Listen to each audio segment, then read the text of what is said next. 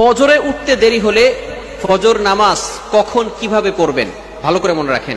অনেক সময় আমরা নামাজ পড়ি, 5 ওয়াক্ত নামাজই পড়ি, ফজরের নামাজও পড়ি, কিন্তু অনেক সময় ফজর নামাজে উঠতে লেট হয়ে যায়। এই নামাজটা কখন কিভাবে পড়বেন? বর্তমান সময় ইয়াং জেনারেশন এমন ভাবে মোবাইলের পিছনে পড়েছে যে তারা সারা রাত ধরে মোবাইল ইউজ করে, রাত 1টা 2টা 3টা পর্যন্ত মোবাইল ইউজ করতে থাকে। অ্যান্ড্রয়েড ফোনে অশ্লীল ভিডিও এবং মুভি নাটক দেখতে দেখতে দেখা যাচ্ছে তারা ফজরের নামাজ আর পড়তে পারে না। তাদের ঘুম থেকে উঠতে উঠতে 7টা 8টা 9টা 10টা বেজে যায়। এমনকি তারা এই ফজরের নামাজ, যারা নামাজি বান্দা, এই সমস্ত বান্দারা তারা ফজরের নামাজ জোহরের সাথে অ্যাড করে ফেলে। ভালো করে মনে রাখবেন, জোহরের সাথে অ্যাড করা যাবে না।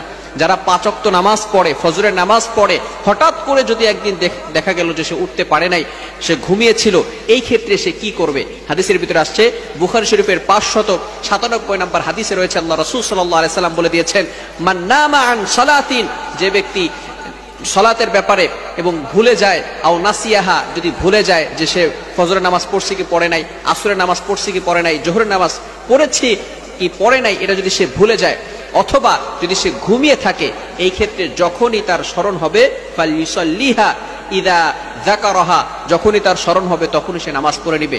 এই ক্ষেত্রে যদি আমরা ফজরের নামাজ দেরি করে ফেলি, উঠতে না পারি, যখনই আমরা ঘুম থেকে উঠবো তখনই আমরা ফজরের নামাজ পড়ে ফেলবো, যদি মামনু, নিষিদ্ধ সময় না হয়। অর্থাৎ যখন সূর্য উদয় হয় এই সময় নামাজ পড়া যাবে না, নামাজ পড়া হারাম। সূর্য উঠে যাওয়ার পরে আপনি যখনই উঠবেন, ঘুম থেকে ওঠার পরেই আপনি নামাজটা পড়ে নেবেন। ভালো করে মনে রাখবেন, অনেকে আছে আমরা মনে করি যে এখন তো নামাজ পড়তে পারি নাই, জোহরের সাথে আমরা অ্যাড করে নিব। যদি এমন চিন্তা করেন, আবার অনেকে এভাবে নিয়ত করে ঘুমায় যে আমি একটু লেট করে ঘুমিয়েছি, আমি 10টার সময় উঠে তারপরে আমি ওই 10টার সময় ফজরের নামাজ পড়বো। খবরদার, এটা কিন্তু গুনাহের কাজ হবে।